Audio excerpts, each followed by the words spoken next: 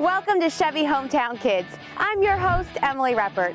Take a trip with me each week as we explore youth sports and the great outdoors all throughout the Southwest. From rising above a challenge to standout athletes, we'll highlight the hometown kids who shine in their community. We're all about discovering new talents, trying new things, and having fun along the way. Today, we're heading to the field for a game of lacrosse, meeting two hockey players hitting the ice all over the country, scoring goals at a Chevy Youth Soccer Clinic, and coming up next, we're going to find out how local Taekwondo students rank among world competitors. Our hometown kids are starring in the story, so stay tuned as the action gets started.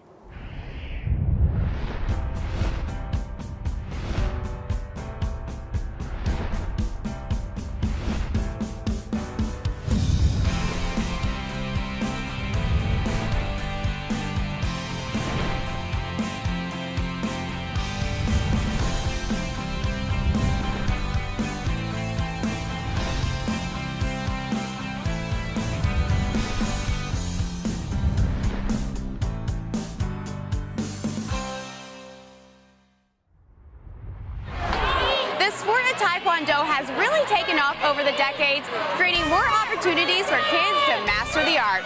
And here in Fort Worth, young competitors from all around the world are putting their skills to the test. It's an evolving sport, to say the least.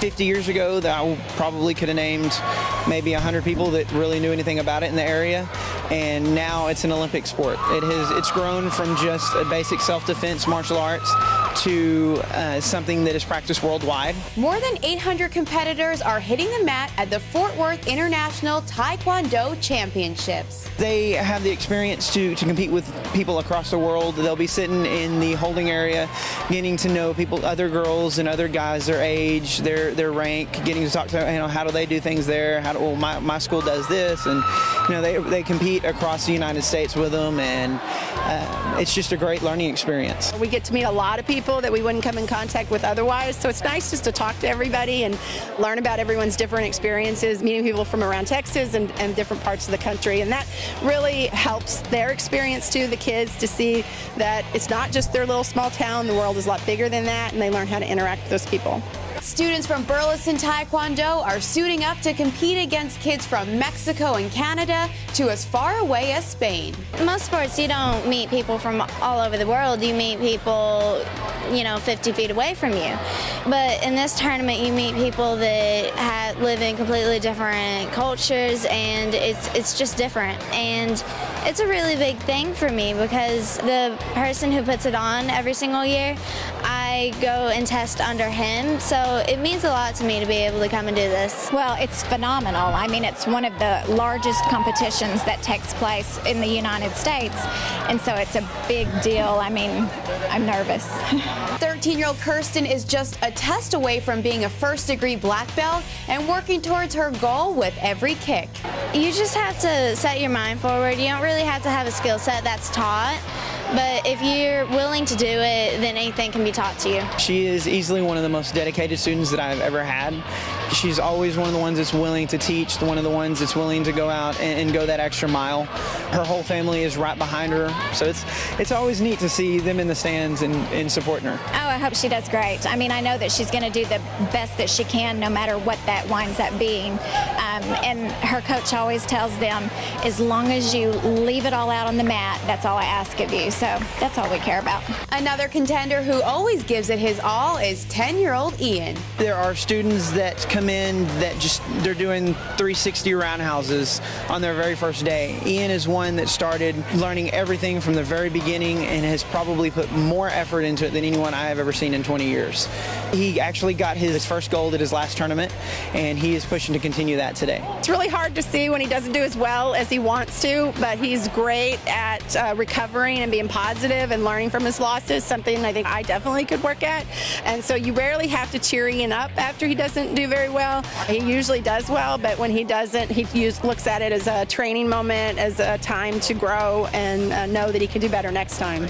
And win or lose today, they're gaining skills that will carry them far in life. They have to maintain the right attitude, the right mindset, They have to keep continuing with not only just learning what they're learning in martial arts, the kicking and the punching and the so on that everybody learns, but how to apply it in the real world and how to learn the leadership that it takes to become an instructor one day and apply that in whatever they go into their careers in the future. He has really grown in his confidence.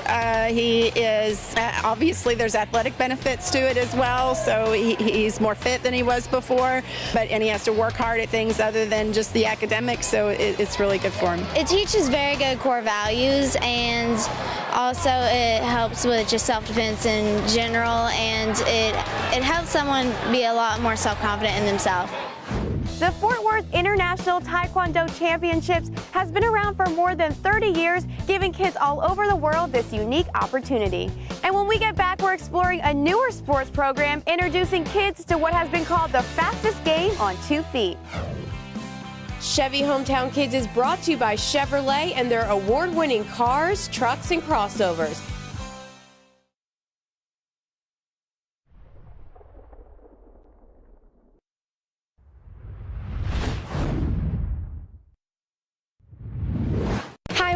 Gabby, and my hometown is McKinney. I want to give a shout out to my friends at Pro Spirit. Hi, my name is Violet. My hometown is Dallas, and I'm going to give a shout out to my lacrosse team, the Panthers. Go Panthers! It's been called the fastest sport on 2 feet, and with the help of Bridge Lacrosse Dallas, it's growing rapidly in the Metroplex, creating even more opportunities for kids to get involved in this action-packed game. Lacrosse is a sport kind of mixed with basketball and soccer, and I really love it. This unique game is catching on with kids everywhere and making its mark in Texas with Bridge Lacrosse Dallas. When you look at sports in Texas, just in general, you've got football, baseball, you've got the major sports. Lacrosse is a sport that's growing. It's growing very quickly, but it's not growing very quickly here in South and West Dallas. So we've realized that there was a need to introduce a new sport like lacrosse to these neighborhoods. The program was founded in 2005 to bring the sport to urban communities in the area. So Bridge Lacrosse Dallas is a program dedicated to introducing lacrosse by building healthy student athletes, developing after-school programs, and enriching communities. So our focus is using that sport to do those 3 items, and really we've gotten a lot of great kids that have come through our program, and we've really seen the impact that lacrosse can have on these communities. So how did you get involved with this sport? Well, one day I went to school and I saw a sign-up sheet, so I just wanted to see what it is and kind of get the feel for it. So I went out and tried it, and it really blew my mind of how kids could run this fast with the ball and cradle it and still make a shot without dropping the ball. And it was just amazing, so I loved it. What does it really take to be good at this sport?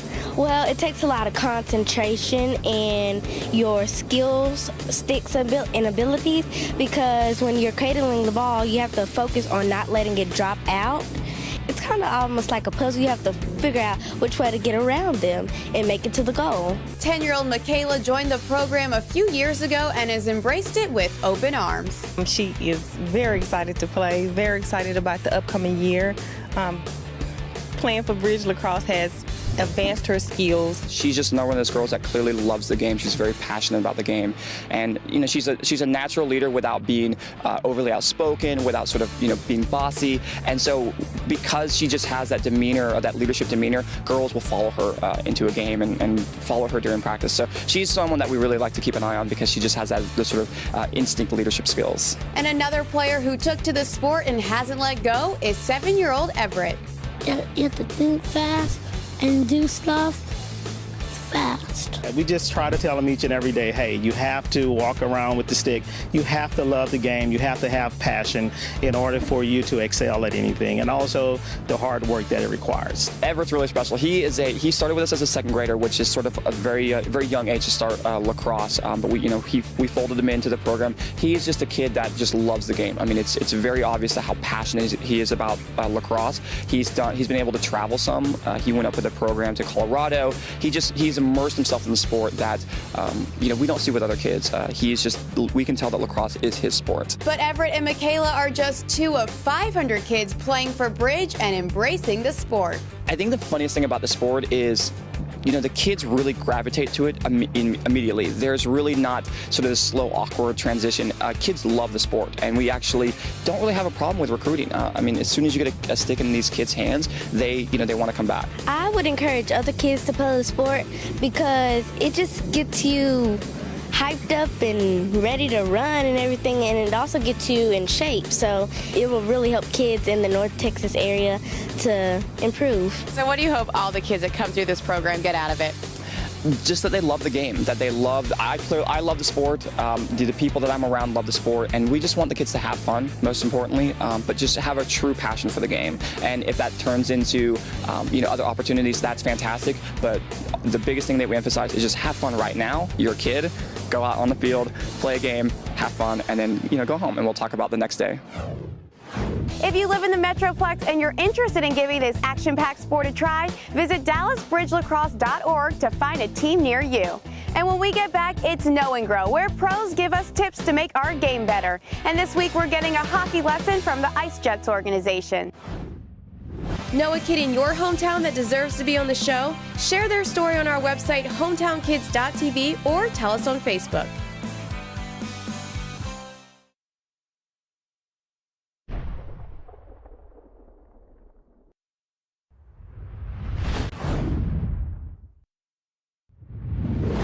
It's time for the Hooked on Chevy Catch of the Week.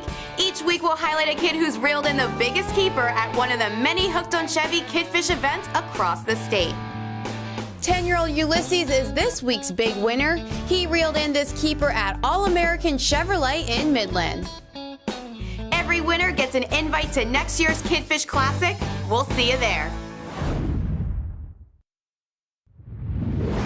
I'm with Derek Seal from the Ice Jets organization. Derek, what do you do with the organization?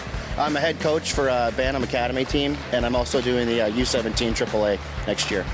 And what are you going to show us today? I'm just going to show you basic hockey stance, basically what we're going to be doing. For any type of face-off, any type of beginner skating drill, you want to get into hockey stance to start it off. So basically, you just want to get your knees bent, head up, back up straight, stick on the ice, and that's basically where we start with the basic hockey stance. Great, well, let's get started. We're going to be going over the basic hockey stance. Okay, I got Mateo from the Ice Jets here. What we're going to be doing, we're going to start with his feet and then work our way up. Okay, so with his feet here, with his skates, we want him to be on his flats, which means he's not on his outside edges or his inside edges. He's right on the middle. So he's right on the middle, okay, just like that. Then we're going to go up to his knees. Okay, he's going to bend his knees. He's going to get his butt down. Okay, get your butt down. Perfect, just like that, Mateo. Okay, now we're going to go with his right hand. He's going to grab his stick right in front of him. Get your hand down a little bit. Basically what you want to do with the stick, Mateo, okay, get your stick up in the air like this, okay? Put your elbow up to your, here, now grab the stick. That's where you want to be. Now go down. Perfect. Okay, his top hand on the stick is right where his belly button is. Okay, keeps it right in front of him. Okay, his back is straight up. He's not going to want to lean over. What happens is you might fall. Okay, your weight will get over top you and you'll fall. Okay, then he's got his head up. Okay, so back straight, head up. He's got this top of his hand on his belly button. His knees are bent and he's on his flat edges. And that's your basic hockey stance. Want to see that tip again? Head over to our website, HometownKids.tv, to replay this lesson and to watch other Know and Grows. And if there's something you want to learn more about, tell us on our Facebook page. But now we're heading back to the ice to meet two girls who are taking their game all over the country.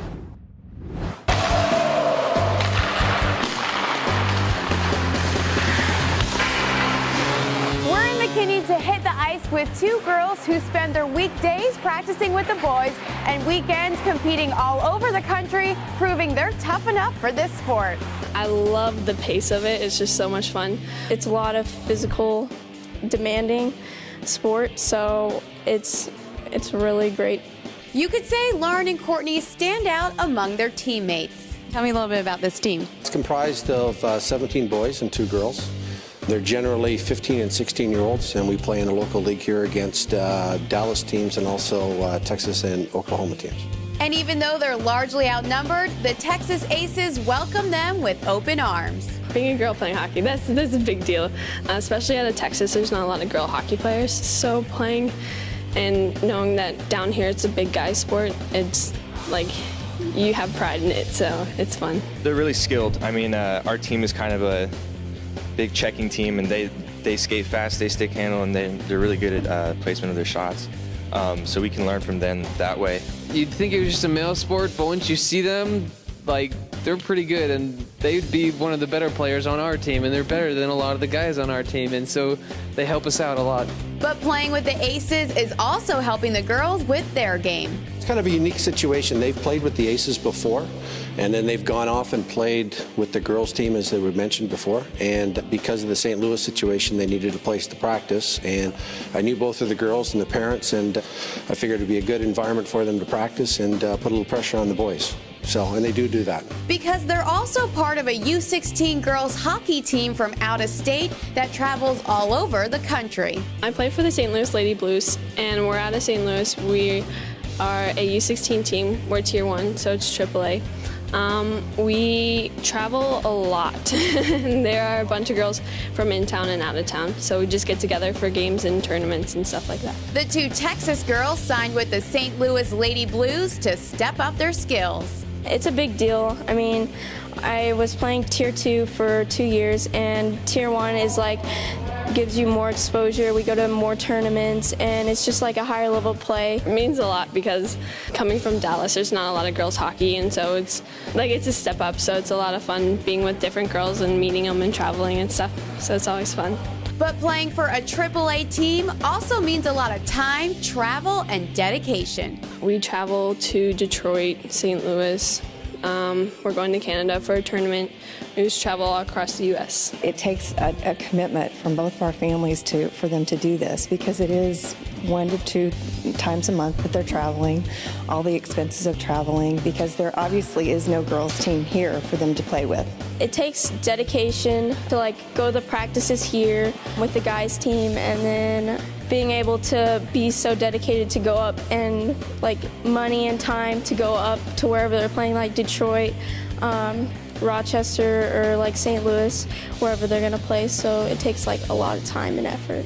And they're hoping that time now will pay off for them in the future. I would like to take it to the college level and be able to compete at the Division I or Division III level. I would love to go to college hockey, play D1, or my dream would be to go to the Olympics, but we'll see where that goes. Lauren and Courtney both hope to play hockey in college, and even though they have a few years to go, they're already learning the time and dedication it takes to succeed at that level. And when we get back, it's Chevy in the community, and this week we're heading to a Chevy Youth Soccer Clinic. Chevy Hometown Kids is brought to you by Chevrolet and their award-winning cars, trucks, and crossovers. Chevy runs deep.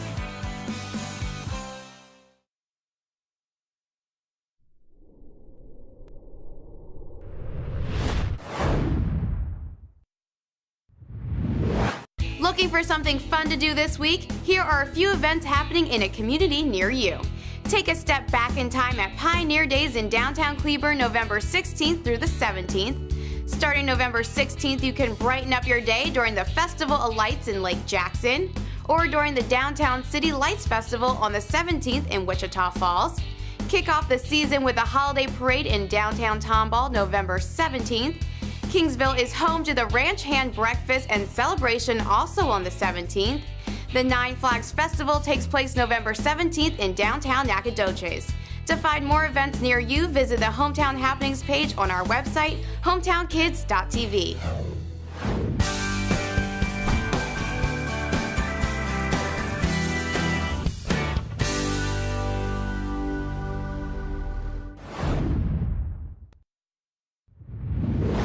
There's always room for improvement when learning to master a game, and Chevy is helping young soccer players reach new goals at clinics all across the country. And today, we're catching one in Arlington. I learned more dribbling and how to do headers correctly.